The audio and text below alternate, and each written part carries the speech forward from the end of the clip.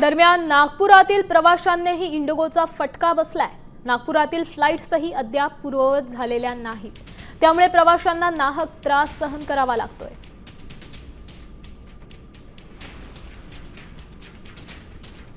दरम्यान नागपुरातूनच याचाच आढावा घेतलाय आमचे प्रतिनिधी पराग ढोबळे यांनी। पाहूया।